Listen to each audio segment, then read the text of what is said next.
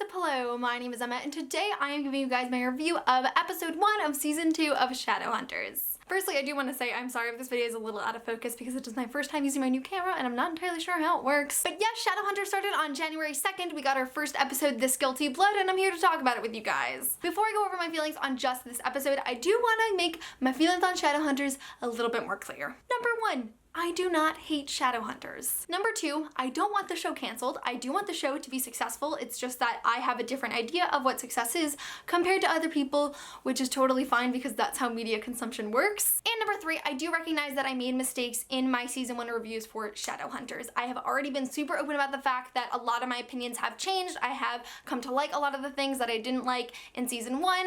I recognize that I do not always use the most wonderful language or tone of voice when I was trying to get my feelings across, and I totally accept responsibility for all of that, which is what I'm gonna try and do with these reviews, where I'm just going to be more analytical and constructive rather than trying to hate on the show. With that out of the way, let's talk about episode 1. This episode felt pretty balanced to me. There were a lot of things I was overjoyed to see, some things that I feel like they really did work on from just the end of season 1 to the first episode of season 2. First of all, the acting has improved so much. That was already something I had noticed that was getting better in season 1, but in season 2 already everyone just seems to be doing such a great job, and I'm so happy to see that. Regarding just episode 1, the dialogue already feels so much better. Everything felt more natural and authentic, and like they weren't trying to act as characters, they were actually these characters. And there weren't as many cringy lines, and I'm really pleased with that, and I hope that they continue that into the rest of the season. I'll go more in depth about all this stuff later. As for things that weren't the best, the pacing is still ridiculous. The show still has so many inconsistencies within itself, and I'm not just talking about book content versus show content because I recognize that they are two totally separate things. I'm talking about the fact that Shadowhunters has things that they've created just for the show that might have worked originally, but the new episodes are having problems with them. They aren't lining up or being logical, and they're creating plot holes from stuff that they created themselves, which is very disappointing, and I really hope they can break those two habits because those are two of my biggest problems with the show. But with all that being said, I am so much more hopeful for season 2. Episode 13 was my favorite last season, and I expressed that it made me so much more confident for season 2, and this episode just reinforced that, and I'm really happy to say so. So now I'm going to be jumping into the actual content of the show. I'm going to be talking about things that I liked, things that I didn't like, and we can just discuss it all together, and feel free to leave your opinions below. But that is it for the non-spoiler section, so head over to freeform.com, catch up on the episodes, see the season 2 premiere, and then come back and we can discuss it. But bye, non-spoiler people! Okay, so as I do these reviews chronologically, I unfortunately was not a fan of the first scene because it just did not make sense to me. As always with my reviews, I rewatched the episode 3 times to make sure I was fully understanding it, and I still don't understand it. In the episode synopsis, it is stated that it has only been a few hours since the end of season 1 when Jace has gone off with Valentine. I just didn't understand what they were doing. It seemed like it was a kind of training session, but Jace actually looked fooled, and there was nothing to suggest that he wasn't actually fooled because Valentine was talking about loyalty, and if Jace knew it was Valentine that he was training with, he probably wouldn't have ran off with Clary because he would have known it was Valentine. Though this scene did not make sense to me, I have an even bigger problem with this scene, to be honest. I have pointed out a lot of inconsistencies in Shadowhunters, whether it is to the books that have already been established or what they have shown in the show, which is really what counts towards these inconsistencies. In that scene, Valentine has apparently used the shape-shifting rune that was introduced in season 1 that is just from Shadowhunters, where he's able to transform into Clary to kind of see where Jace's loyalties lie. This is the shape-shifting rune that they created. And this is the rune that Valentine is using to produce the same effect. Very clearly, these two things are not the same rune, yet they have the same exact effect. If you didn't know, that is actually the soundless rune. They have it all throughout the season when people are not shapeshifting into other people. I could say a lot about this, but I think it is possibly one of the worst blunders they have made to date. I just don't understand. I physically cannot comprehend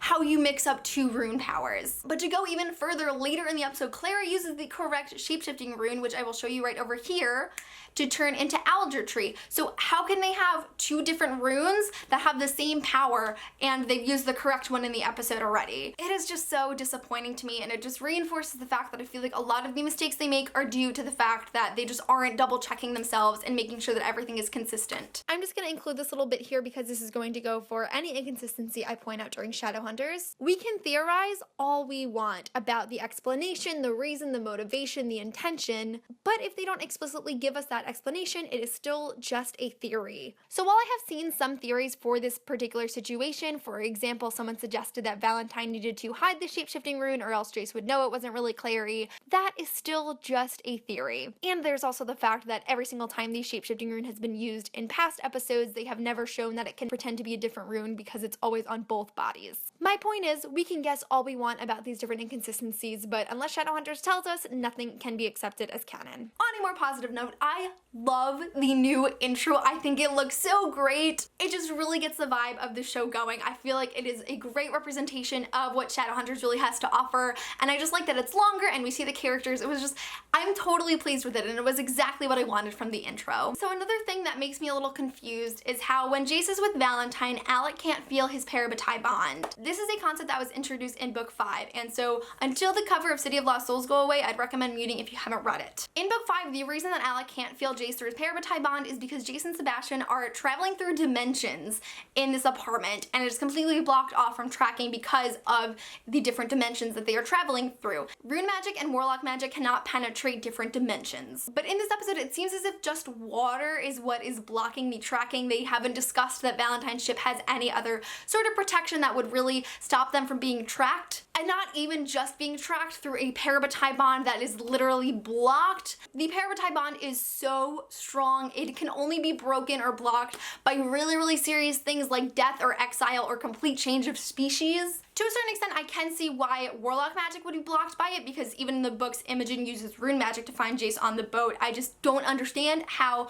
just water could block a parabatai bond. Victor Aldertree is a character that was introduced, and I do feel like Victor Aldertree can have a lot of potential as a character if they keep him up at the front as like this kind of antagonist that is against Clary and Isabel and Jace and Alec and all of them. I just don't understand why he has an accent. Like all Shadowhunters except for Izzy, Alec, and Max should have an Idris accent because they all have come from Idris and were born there and grew up there, but Aldertree is literally the only person in the show that has an accent. When he started talking, my first thought was, I can't understand your accent. Is it just me, or was I the only person that was caught off guard that Valentine cooks? Like, there are hundreds of Shadowhunter minions to do all of Valentine's bidding on the ship, and Valentine is the one cooking his meals? Valentine just does not strike me as the type of person who would enjoy cooking and spend time cooking when he doesn't have to. The one cringy line in this episode was right here, and while Alan Van Sprang did a great job with delivery, just the actual wording of it was so weird. It was when he just goes, "Do you remember when I made you spaghetti for your 5th birthday?" To me, that says that he did not cook spaghetti a significant number of times for Jace to remember the one time he did. And they also had the perfect opportunity to include just one line about the fact that it was his birthday present where Jace was able to take a bath in spaghetti,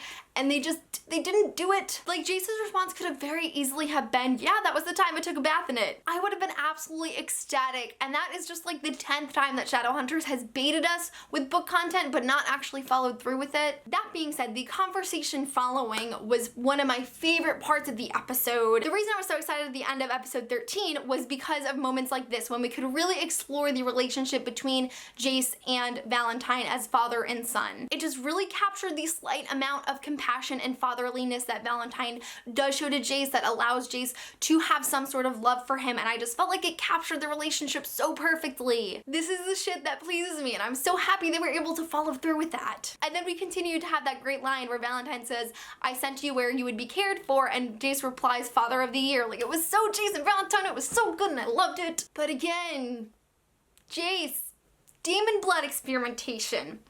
Why now? I just don't understand the need to fuel all of this information so early on. Like, there's so much time to explore that. Just establish the fact that Jace is with Valentine and that they're together and Jace might move over to Valentine's side. Like, that's enough. And I also don't like the fact that Valentine ends it with "your Shadowhunter who has pure demon blood," because that's not true. If he had pure demon blood, he would be a demon. He wouldn't be able to bear runes. The whole thing is that it's part greater demon blood and part Shadowhunter blood that allows his son to have the demonic capabilities that he does, and so I just think it was poor wording. Somewhat speaking of bad wording, I love how virtually everyone in the Institute, like Lydia, Alec, Isabel, Clary, everyone is willing to stand up to Aldertree, and I just really love that defiance that really encompasses our cast of characters. But when Isabel does talk back to Aldertree, he is like defying the head of an institute, may call for consequences like de-runing. First of all, it's called stripping of the marks, and the diction of de-runing just sounds sound super inarticulate, but I also refuse to believe that if you talk back to the head of the Institute, they can threaten you